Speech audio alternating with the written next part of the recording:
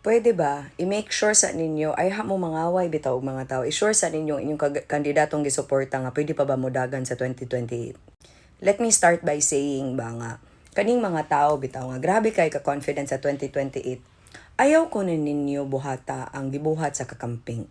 Ayaw ko na ninyo pareho ang gibuhat ni Lenny sa una nga nitubag siya sa pangutana kung pila ka isla ang Pilipinas. Niya yung gitubag 1,701 ra ka buok. Di mo ra to nibutar sa iya sa last election mo nang lubong siya, di ba? Nakalimot ba mo nga kanang nibutar sa Uniteam, ang katungaan na or more than half of that, di na mubutar ninyo? Nga unsa di ay mo? Need I also remind you, ang duha ka dagkong syudad dili na makapadaog og eleksyon sa tibuok Pilipinas, ha? And makasulti pud ko sa inyo nga dili tanan ninyong kasaba sa internet ang mo translate into votes for 2028. These are facts, ha? Facts. Kay si PRRD, dili ba ito siya ina nakatantong saba sa iyang pagkadaog, ha? Sa internet. Dili. Ang iyang pagkadaog as presidente sa 2016, that was his hard work, nagsugod sa 1988 padulong sa 2016 mo nang na presidente siya. Dili man ni monarchy ang ato ang nasud besh. Nga igo lang na ninyo ipasa sa anak. Dili. And in fact, daghay supporters ang papa nga dili na supporter sa anak. Labi na kay kita sa mga supporter sa papa ang ginabuhat sa anak. Nagtuo mo nga kaming tanan nga nakakita sa tinuod, musugot ni anak. Katungod na mo ang moingon nga dili mi ganahan mo suporta sa anak for president. Because wala pa gani na presidente, samok na ang Pilipinas, how much more kung na presidente na. And katungod na mo na. Ang uban tao dili makaprangka ana because mahadlok sila i-bash ni ako, my God, anad na kay ko. Ang pagpanginsulto ninyo sa akong itsura, dili gyud maka-erase sa kamatuoran nga dili na mo ing anak kadaghan. Because continuously you make enemies every single day because kamukamo na lang gani, mag-away pa mo. Unya inyong awayan, grabe ka bugo, humba. Kagamay nga butang, inyo maganing awayan nga kamukamo ra diha gasabot. And you still expect to elect a president sa 2028? Pag sure ko no mo, di magani mo makapuno og rally. Di magani mo makastage og saktong rally. Tungod kay ang inyong tumong di naman gud mao. Ang kaning mag-apil-apil, uban, di man gani siguro butante. Sige, ino na lang nato, mga tinuod ni nga mga tao, pero usually ba ya, no? Dili. Troll. Remember, ang isa ka troll, daghag accounts gigunitan. Pero ang boto ana, isa, ang pangutana, nirehistro ba na? Munang ayaw lagi kaayo, because dili ra ba translation ang kasaba sa internet, ha? Sa actual nga votation and election sa 2028. Ay ko ninyo hilabtan, know your facts usa. Read both sides. Do your research, pero dili kay syempre ni mga utok lagi pod nga mura sa lagi kaya subida, baka cry pilion ni makaon ra pog tae o sige di ko magbuot sa inyo. But giprangkahan ta mo. Ako magud kakita na mo ko sa tinuod mo na nakamata ko ba. Kana bitaw nakaingon ko nga dili ko ani. Kamo manggod, no? Kamo manggod. Wala pa manggod mo. Dili, kibalo mo sa tinuod, kibalo na mong ginagago mo. Pero dili lang mo kay, mauna, kay love ninyo si Sir. Akong balikon ha, dili na siya pwede ipagmana. Dili ta pwede mo butar og presidente kay tungod ang iyang apelido mauna. Kay dili na siya pasabot nga Ginoo ko kung unsa ka maayo ang amahan, maunsa ang anak ko simba ko Lord. Di jud na mao. Og ayaw ninyo ipamugos. Kay wa ba ko namugos kung pilion ninyo gihapon siya. Kana mo'y pili Pero ayaw ko ing na nga mo endorse ko sa mukalaban sa iyaha nga maayo tan-awon lang. Ang pangutana bayot mo, abot pa bag 2028 ug di ba na ma-impeach sa kadaghang kaso nga patong-patong? Kay at least si PRRD hagi gi-elect as president, bisan pag di na ko siya presidente, wa siya'y kasong giatuba nga patong-patong besh. Dili questionable ang iyahang pagkatao besh, nga nidagan siya presidente. O gipangkapoy na buya pudta sa LP ato nga time mo naganahan na ta ni PRRD, but remember, PRRD to. Ha?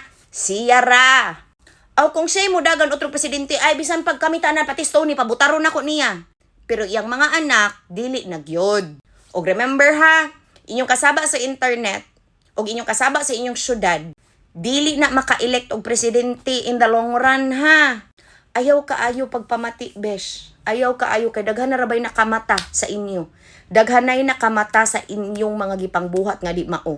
Daghan na kaayog nakamata nga gigamit ra ninyo sa PRRD sa dahig.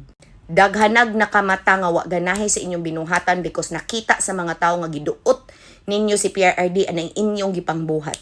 Matod pa ni Laverit, scam pain. Tinuod yun. Scam-pain. Dili mo mutug-an og tinuod kay gamit pa kay ninyo ang amahan. Dili man na deserve ni sir, oy. Di gina niya deserve.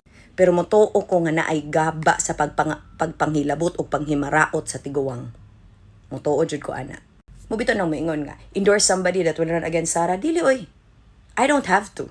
Because magampo sa gyud mo nga ang inyong gilunod patayan diha og defend. Kaya balusutan ang tanang ebidensya nga nagpatong-patong against sa iyaha because daghan gyud siya besh.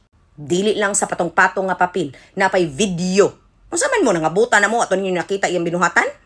Ay mao lagi na. Nakita ninyo pero inyong gikonsente, so inyo pud na. And kami nga kibalo sa tinuod, di naman lang gumiganahan makiglalis. Because at the end of the day, nakalimot mo, if I say something or I endorse somebody against her, whether mapildi na niya, so what? So what og siya'y presidente? Life goes on for me. Unsa man personalon ko niya as if mahadlok ko. Diyos mio. She's done worse to me already. Wa mo kibaw ana because I don't talk about it. But seeing that dili ra di ako yung biktima, dagahan di ay kaayo, karon ang gawas na ginahinay. Kana bitang point nga gamit na gamit pa kay ka, maayo. Pero dili na gani ka magamit, o makita na nila nga nakamata na kas kamatuoran, daoto na ka, hantod sa hantod. Unya, besh, dili man tanan tao pareha sa inyong utok nga mabash lang gani gamay, halos magpakamatay na. Kamo na, di ba, maay kay mo hawod, kay mo manunglo? Unya, tanawa, og mamatyan ra ba mo, kang kinsa mo mudagan og tabang sa ila? Kay mo biyagin na akong gisulti. Di ba? Kusog kay mo manginsultos gobyerno. Unya, og magkalisod mo, numero 1 dagan sa gobyerno, pag sure, uroy mo, oy. Kay maira ra ba ninyong defend. Unya, mangutan ako, duphan mo, surejud mo? Duphan bagyod mo. Be, kay dapat ang inyong i-elect nga presidente na i-track record nga nindot ha. Kay ang track record sa amahan, dili na pwede gamiton sa anak para mga apply og trabaho. Pwede day na.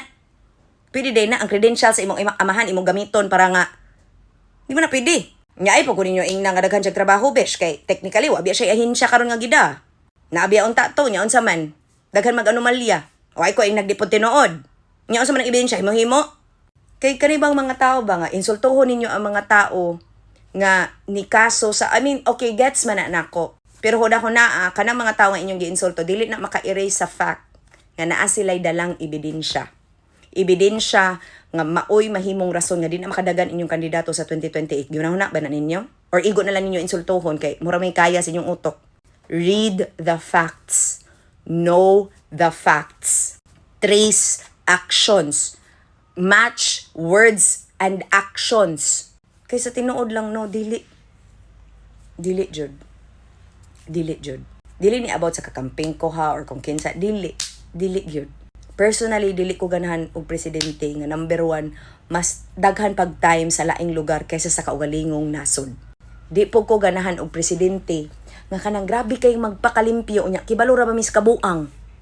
Nya di po ko ganahan og presidente nga dili ka klaro sa iyahang emotions kay si PRRD grabe to kakalma.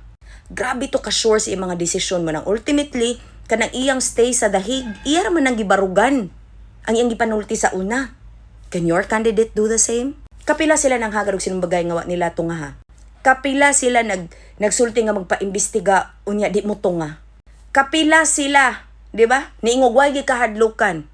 Pero mutago sa pagpanginsulto sa ilang mga kanang supporter sa mga tao nga ni kaso sa ilaha. Unsa man na besh? Di man na tinuod isog.